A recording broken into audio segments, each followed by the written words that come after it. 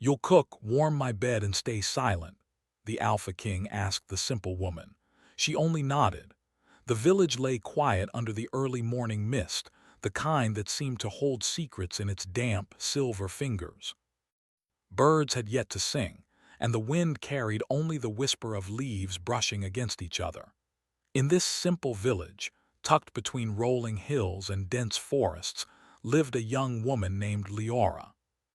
She was known for her quiet ways and gentle spirit, for she never raised her voice above necessity.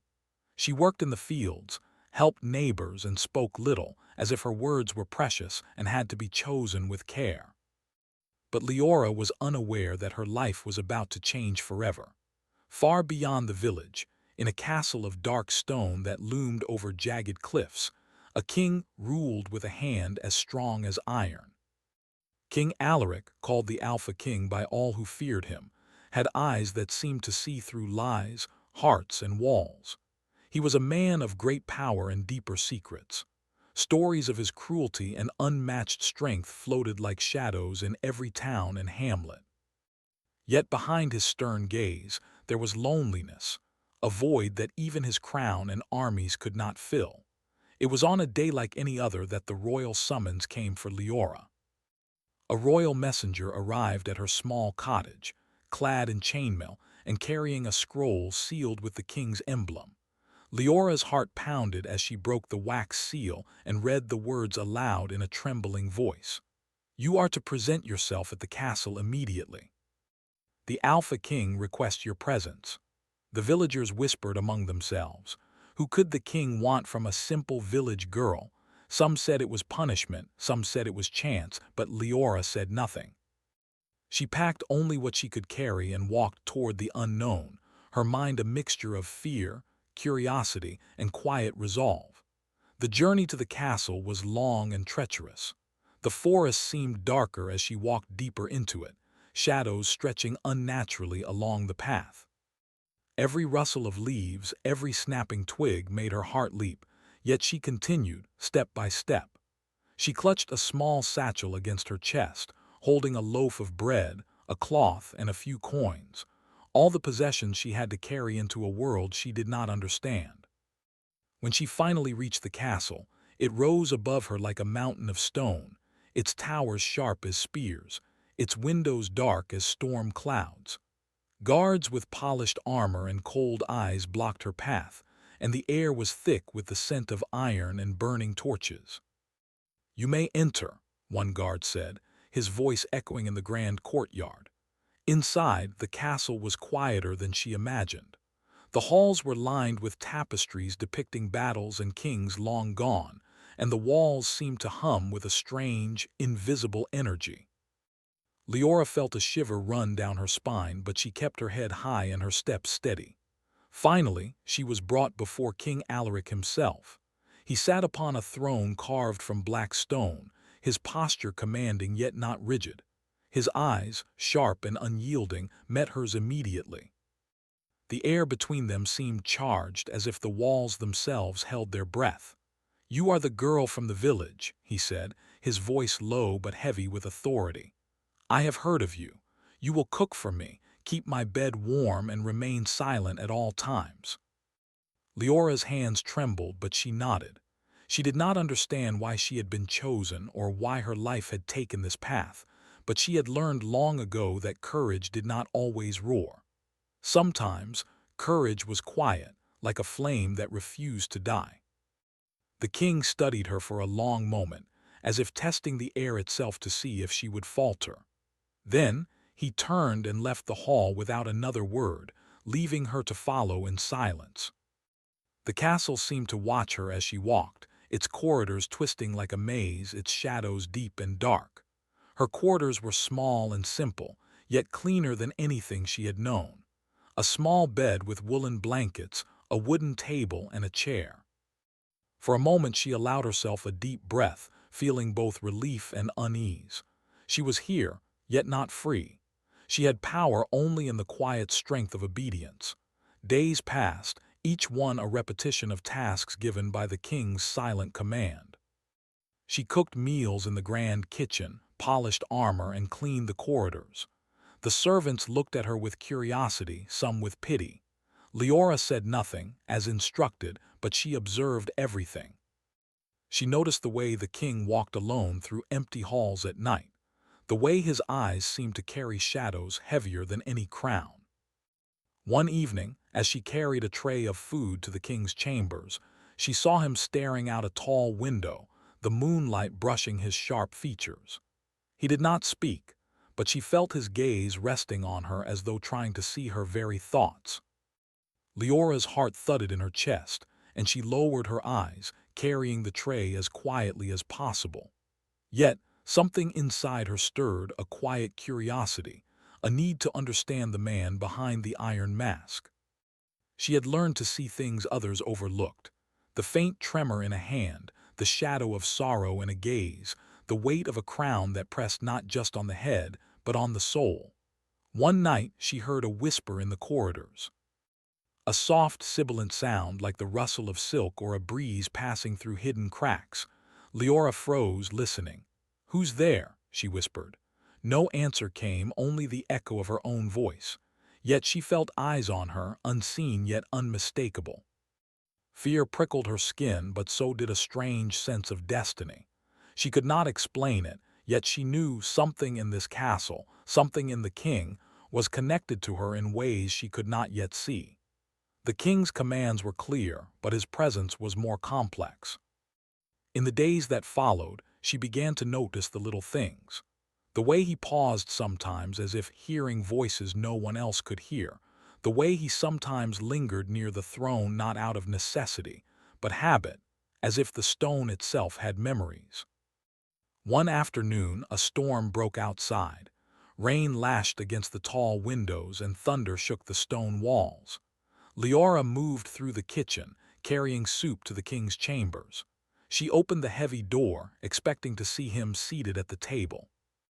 Instead, she found him standing near the window, gazing at the storm. "You hear it, don't you?" he asked, without turning. Leora hesitated. "Hear what, my king?" "The voices, the shadows that speak when no one is near." His voice was quieter than before, softer, almost human. For a moment she saw not the Alpha King, but a man alone, carrying burdens no one could see. I do not hear them," she said truthfully. He turned then, and for a moment his expression softened. "Perhaps that is why I need you here," he said. "A quiet soul who will not be afraid, who will not judge." Leora did not respond, but in her silence something passed between them, a recognition that went beyond words. She began to sense that this castle, this king, and perhaps even herself, were part of a story far larger than the village she had left behind. Days turned into weeks. The king's orders remained strict, yet their unspoken connection grew. She learned the rhythms of his life, the times he ate, the moments he was restless, the nights he walked alone. In turn, he began to notice her small acts of care, the way she set the table just so, the quiet efficiency with which she handled tasks, the calm that seemed to radiate from her very being. Then, one night, everything changed. Leora was carrying a candle down a narrow hallway when she heard it again, the whisper, this time clearer, more urgent. She froze. The candle flickered, throwing shadows across the walls. The voice seemed to come from behind a tall, carved door she had never noticed before. Her curiosity overcame her fear. She approached the door and pressed her ear to the wood. "Who's there?" she whispered. A low, chilling laugh answered, echoing through the hallway. It was not human, yet not entirely unknown. The candle wavered in her hand as a chill passed over her. Something ancient stirred in the castle, something that had waited for her arrival. She stepped back, heart pounding. The king appeared behind her, silent as a shadow. His eyes, usually sharp and commanding, now held something unreadable: concern, warning, perhaps something more. "You have felt it, haven't you?" he asked softly. Leora nodded, unable to speak. He placed a hand on her shoulder, steadying her. "Then it begins," he said. "And nothing will ever be the same." The castle seemed to shiver around them, the shadows moving in ways that defied logic. Leora realized, with a mixture of fear and awe, that her life had been irrevocably changed. She had been brought here for a reason she did not yet understand, but one thing was certain. She was no longer just a simple village girl. And the king, the Alpha King, feared by all, seemed as human as she had ever seen him, yet more dangerous than she could imagine. As the storm raged outside, and the castle whispered secrets in languages long forgotten, Leora knew that this was only the beginning. Something awaited both of them, something powerful, something dark, and something that would bind their fates together in ways neither could yet comprehend. The night was long, and the shadows deep, and for the first time, Leora understood that silence could be as strong as any sword, and courage could exist in the softest of hearts. The castle had grown colder in the days after the storm. Rain still fell, washing the stone walls with a gray, endless drizzle. The wind moaned through the towers like a restless spirit, carrying with it the faint scent of wet earth and something older, darker. Leora moved through the halls with cautious grace, carrying her duties in silence. She had learned that the castle had its own rhythms, moments when the shadows seemed to watch, when the walls whispered, when the very air felt alive. King Alaric had not spoken much since the storm, but his presence was constant. He moved through the castle with silent power, his sharp eyes noticing everything, yet revealing nothing. Sometimes, Leora felt his gaze linger upon her in ways that made her heart both heavy and warm. She did her work without complaint, but she could not ignore the subtle tension between them, the invisible thread that bound them together, stronger than fear or obedience. One morning, as dawn broke over the jagged cliffs, Leora entered the grand kitchen with a basket of fresh bread. The kitchen smelled of wood smoke and herbs, of warm bread and simmering stew. The servants moved like shadows themselves, whispering to each other, glancing occasionally at the young woman who had arrived from the village and now moved through the castle as though it were part of her. "Leora," a soft voice called. It was one of the older servants, a woman named Melis who had worked in the castle for decades. "The king expects you in the east wing. Something unusual has appeared." Curiosity tugged at Leora, though fear followed close behind. She carried the basket carefully and made her way to the east wing, where the corridors were narrower, darker, and lined with tapestries depicting long-forgotten kings and queens. The air smelled faintly of damp stone and candle wax. At the end of a long corridor, she found King Alaric standing before a large, arched window. Outside, the forest stretched into the distance, a sea of green and shadow, but it was not the view that caught her attention. A faint, flickering light hovered near the treetops, moving as though alive, changing shape, then vanishing again. "It is the curse," the king said, his voice low and steady. "It has begun to awaken." Leora's hands clenched around the basket. "The curse," she whispered. He nodded, his sharp gaze on the distant light. "The land has been touched by an old power. A shadow that has slept for generations now stirs. It will not rest until it is faced, and it is connected to me." Fear fluttered in Leora's chest, but so did determination. "Then what do we do?" Alaric turned to her then, and for the first time he looked directly at her, not as a servant, not as a subject, but as someone who might understand. "We watch, we wait, and when the time comes, we act." Over the next few days, the castle seemed alive with subtle unrest.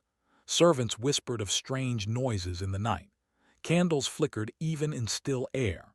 Shadows seemed to stretch longer than they should, and cold spots appeared in rooms where the fire burned brightly. Leora continued her duties, but her senses were sharpened, her quiet eyes noticing every change. One evening, as she brought a tray of supper to the king, she saw him standing in the throne room, staring at a darkened corner where a tapestry had once hung. The air was heavy, almost electric. "You see it too, don't you?" he asked, not turning to her. I see shadows," Leora said carefully, "but I do not understand them." Alaric let out a slow breath as though carrying a weight she could not see. "The shadows are the land's memories. They remember betrayal, loss, and power, and they remember me." Leora stepped closer, her heart beating faster. "Do you fear them?" He turned to her, and she saw a flicker of something she had not expected: vulnerability. "I fear what they will take if I fail, but fear does not control me. Power is not in the absence of fear, Leora. Power is in facing it, even when it threatens to destroy everything." She nodded, feeling an unfamiliar warmth in her chest. His words, though heavy, carried truth. She had never known anyone like him, a man so strong, yet so human beneath the armor of command. That night she lay awake in her small quarters, listening to the castle sigh and creak. The whispers she had heard before were louder now, threading through the walls like wind in the trees. She realized that she was not just a visitor here, she was part of something larger, something ancient, and something dangerous. The next morning brought a test she could never have imagined. A group of nobles from a neighboring kingdom arrived, their faces smug, their words dripping with challenge. They had heard rumors of the king's curse and his fearsome rule and had come to test both. Alaric met them in the courtyard, silent and imposing. The nobles sneered, their pride and arrogance sharp as blades. They spoke of treaties and boundaries, of disrespect and demands, trying to provoke a reaction.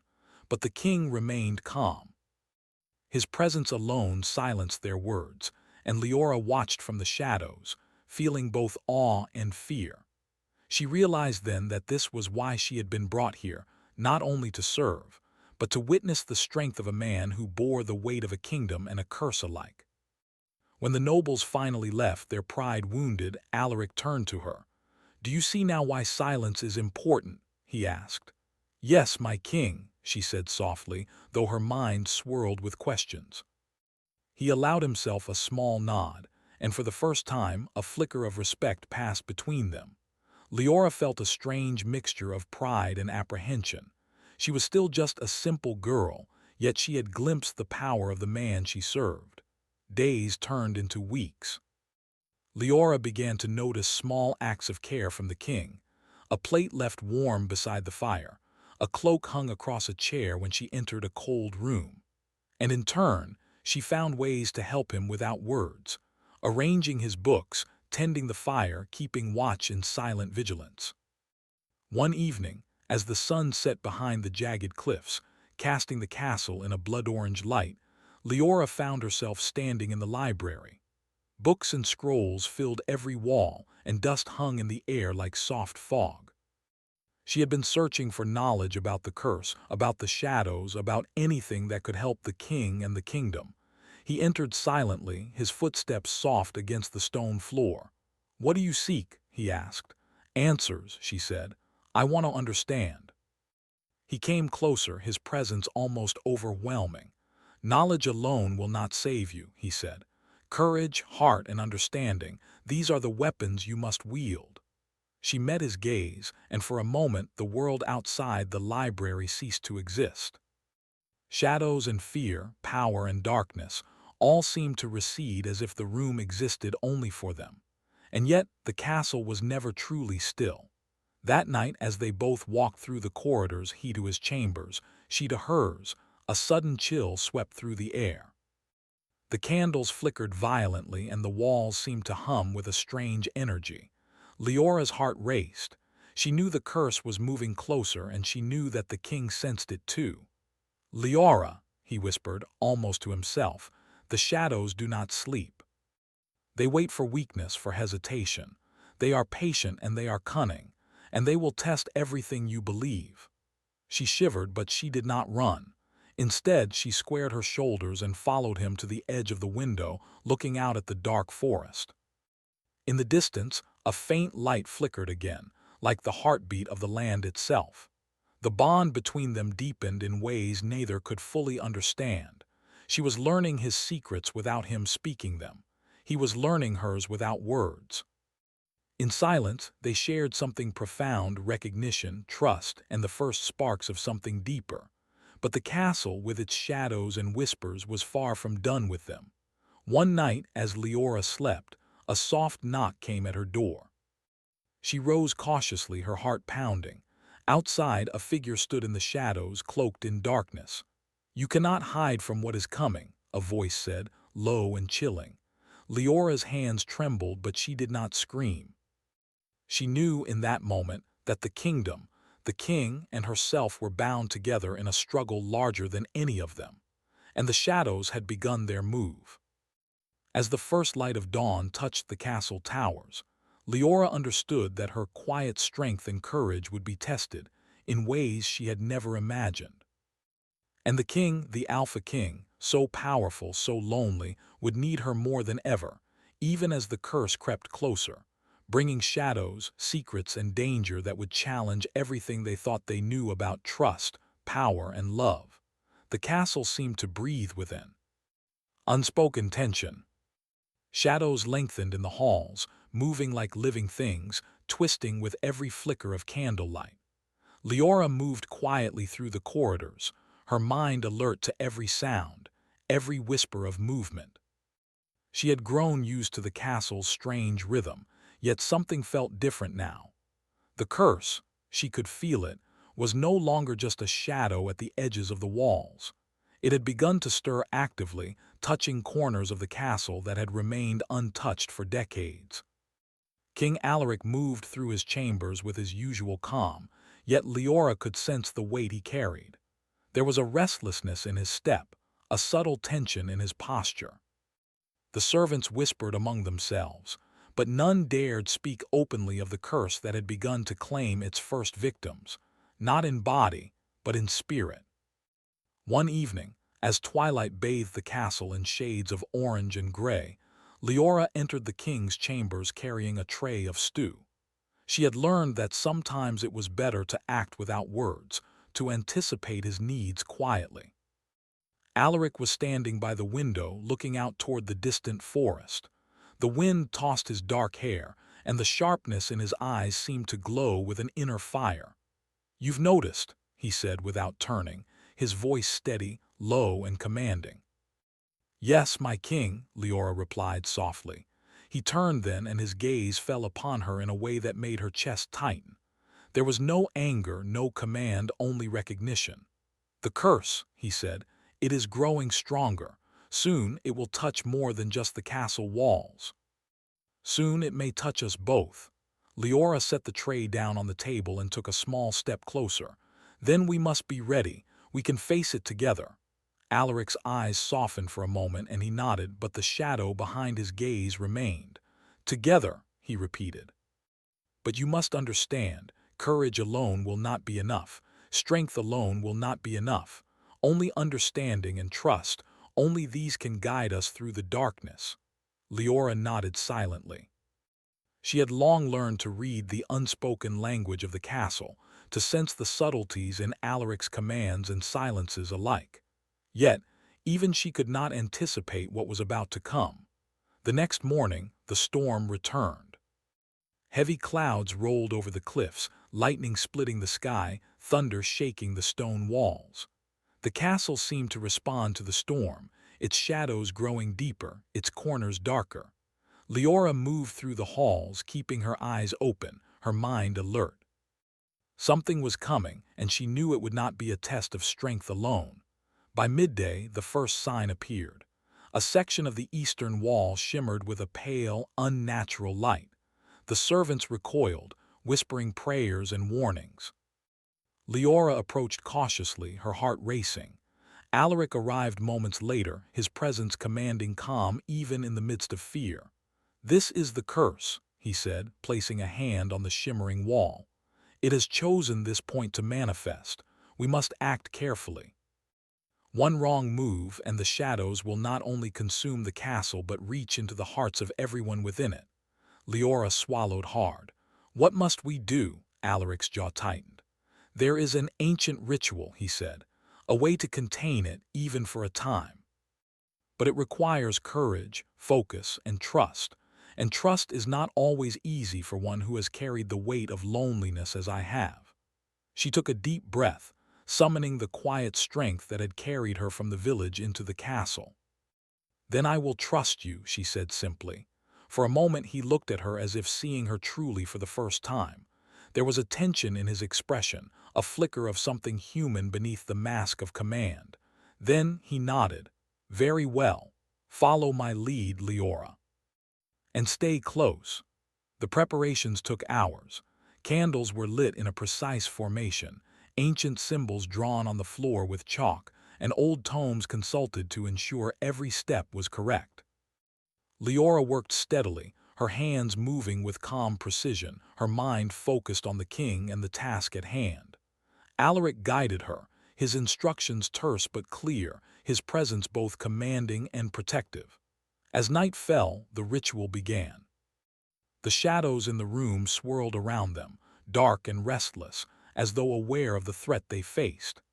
Alaric began to chant in a language older than the castle itself, his voice steady, resonant, commanding the attention of the unseen forces. Leora repeated the words after him, her voice quiet but unwavering. The shadows resisted. They twisted and writhed, attempting to escape the symbols and the light. The air grew colder, and the candles flickered violently. Leora felt a surge of fear, but she focused on the king, on the task, on the strength they shared in that moment. "Hold the circle," Alaric commanded, his voice sharp with effort. "Do not let it break, not for a moment." Leora tightened her grip on the chalk, her hands steady despite the tremor in her chest. She met his eyes, and in that gaze, she saw something she had not expected. A man terrified not of the shadows, but of losing control, of failing, of being powerless. And in that fear, she also saw the possibility of redemption for him and perhaps for herself. The shadows recoiled, then surged again, stronger, faster, more desperate. The castle walls shook, and a gust of wind extinguished several of the candles. Leora's heart raced, but she did not falter. She repeated the chants, her voice growing steadier, stronger. Then suddenly the shadows paused. For a brief, suspended moment, silence filled the room. The wind stilled. The cold retreated slightly. The curse seemed to hesitate, uncertain. Alaric took a step closer to Leora. "Now with me," he said. "Together." They chanted in unison, their voices intertwining with the ancient magic of the castle. The shadows twisted one final time, then shattered into fragments of light and darkness, dissolving into the corners of the room. The air grew warmer, calmer, and the oppressive weight lifted. Leora sank to her knees, exhausted but alive. Alaric placed a hand on her shoulder, steadying her. "You were brave," he said quietly, "more than I could have hoped." Her cheeks flushed. I just followed you," she whispered. "No," he said, his voice soft but firm. "You chose to stand with me. And that choice, that courage is rare, even for kings." For a moment, silence filled the room, heavy with the aftermath of the ritual. The flickering candlelight danced on their faces, and the shadows of the past seemed to retreat, leaving only the raw, honest presence of the moment. Days passed after the ritual, and the castle slowly regained its calm.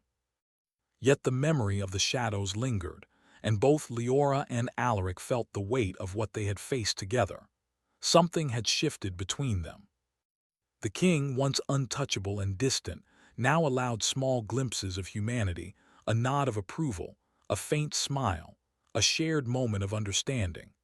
Leora, once timid and quiet, now held herself with quiet confidence, aware that she had faced darkness and survived. One evening, as they walked through the castle gardens, the first light of the moon casting silver on the wet leaves, Alaric spoke. "You have changed me, Leora," he said quietly. "Not by words, but by your courage, your quiet strength. I have lived too long in shadows, alone. You remind me that even a king may be human and even power has limits." Leora's heart pounded, but she spoke simply. "And you remind me that even in darkness, light can exist, that even the strongest may need someone to stand beside them." He looked at her then, and the shadows in his eyes softened. "You are more than you realize," he said, "and yet more is required of both of us. The curse is weakened, but it is not gone. Something stirs beyond these walls, and soon we may face it again." She nodded, understanding the weight of his words. Their bond had grown, tempered by fire and shadows, Yet the path ahead was uncertain. Courage, trust, and strength would be needed again, in ways neither of them could yet predict. That night, as Leora prepared for bed, she felt a whisper in the corridors, faint but deliberate. She followed the sound quietly, moving through the stone hallways until she reached a small chamber she had not noticed before. The door was slightly ajar, and inside faint light flickered. She paused, heart racing. The shadows inside the room seemed restless, shifting and curling as if alive. A voice, low and urgent, spoke from within. "You have only delayed what is coming," it said. Leora's hands trembled, but she did not flee. She turned to see Alaric standing behind her, silent and steady, as if he had been watching all along. "We face it together," he said simply. "No matter what comes, you will not stand alone." The castle sighed around them, the shadows restless, the air heavy with the promise of trials yet to come. And Leora understood fully that the bond between them, forged in silence, courage, and shared struggle, was now unbreakable. As they returned to the chamber, the first light of dawn began to creep over the cliffs, casting the castle in soft gold. The world outside was calm, but inside both of them knew. The curse, the shadows, and the unknown forces beyond the castle walls were far from finished. And together they would face them. The castle was silent, but the silence was heavy, like the calm before a storm. Shadows clung to the corners of every hall, and the air felt charged with unseen energy. Leora moved carefully through the stone corridors, her footsteps muffled on the cold floor. She carried a lantern, its small flame shaking slightly in the drafty air. She had grown used to the castle's whispers and the strange patterns of its shadows, yet tonight something felt different. There was urgency in the silence, a tension that pulled at her chest. King Alaric was waiting in the throne room, his expression sharper than ever. The shadows of the past weeks, the remnants of the curse, had left marks on him, not just on his body, but in the way he carried himself. Yet beneath the stern exterior, there was determination, and in his eyes, a silent acknowledgement of the bond they shared. "The curse grows stronger," he said quietly, pacing near the great fireplace. "It is no longer contained. Its whispers reach beyond the castle walls. It will test us, Leora, test us in ways we cannot yet imagine." Leora nodded. "Then we must act quickly, together." Alaric stopped and turned to her, his gaze intense. "Together," he echoed. "Do you understand what that means? Courage alone may not be enough. We will need more than strength, more than knowledge. We will need trust, complete trust." Her heart quickened, but she did not flinch. "I trust you," she said simply. He studied her for a long moment, and then he nodded, a flicker of relief crossing his face. "Then we begin." The throne room was prepared carefully, just as they had during the previous ritual. Ancient symbols drawn in chalk covered the floor, candles were placed at precise intervals, and the old tomes lay open, their fragile pages trembling as though aware of the power gathering around them. Leora moved with calm precision, her hands steady despite the tremor in her chest. The shadows began to stir almost immediately. They twisted along the walls, curling like smoke, dark and restless. The air grew cold and the candles flickered violently. Leora's grip on the chalk tightened as Alaric began chanting, his voice resonant, commanding, weaving words older than the castle itself. She repeated the words after him, her voice quiet but unwavering. Together, they drew upon every ounce of strength and focus they had cultivated over the past weeks. The shadows hissed and recoiled, as if aware of the threat they faced. Then the ground beneath them shook. A low rumble echoed through the castle walls. The shadows surged forward, more violent, more desperate than ever before. The candles flickered out, plunging the room into near darkness. Leora's heart raced, but she did not falter. She met Alaric's gaze, drawing courage from the determination in his eyes. "Do not let go," he commanded, his voice sharp, cutting through the chaos. "Not for a moment." She tightened her grip, chanting louder, her voice now merging with his in a powerful, unbroken rhythm. The shadows twisted, writhing, but they could not break the circle. The air hummed with energy, the castle itself seeming to vibrate in response to their efforts. Then, a sudden, piercing shriek filled the room. The shadows surged again, but this time, a bright, white light burst from the center of the circle. It spread outward, pushing the darkness back, illuminating the throne room with a pure, steady glow. The force of it was almost overwhelming, yet Leora and Alaric held their ground. Finally, the shadows recoiled, twisting violently one last time before shattering into fragments of darkness that dissolved into the corners of the room. The air warmed, the trembling stopped, and a calm settled over the castle that felt almost sacred. Leora sank to her knees, exhausted but alive. Alaric placed a hand on her shoulder, steadying her. His eyes, usually sharp and commanding, softened with relief and something deeper: gratitude, respect, and something unspoken. "You were extraordinary," he said quietly. "More than courage, you were strength itself, and you stood with me when the darkness threatened to consume everything." Her cheeks flushed. I just followed you," she whispered, her voice trembling. "No," he said, shaking his head. "You chose to stand. And that choice, that courage, has changed everything. Not just for me, but for the kingdom, for us." For a long moment, silence filled the room, heavy with the aftermath of the ritual. Candles flickered gently, casting soft light on their faces. The shadows of the past seemed to retreat, leaving only the raw, honest presence of the moment. Days passed, and the castle gradually returned to normal. The curse had been weakened, the shadows banished, and the air no longer carried the weight of dread. Yet both Leora and Alaric felt the impact of what had occurred. They had faced something ancient, something powerful, and survived together. Their bond had deepened in ways neither could have predicted. The king, once untouchable and distant, now allowed small glimpses of humanity, a nod of approval, a shared smile, moments of quiet understanding. Leora, once timid and silent, now moved through the castle with confidence, aware that she had faced darkness and emerged stronger. One evening, as the sun set over the cliffs, painting the sky in shades of gold and crimson, Alaric and Leora walked through the castle gardens. The scent of wet earth and blooming flowers mingled with the fresh breeze, carrying the promise of renewal. "You have changed me," Alaric said quietly, his eyes on the horizon. "Not through words, but through your presence, your courage, your quiet strength. I have lived too long in shadows, too long alone. You remind me that even kings can be human, and even power has limits." Leora's heart beat faster.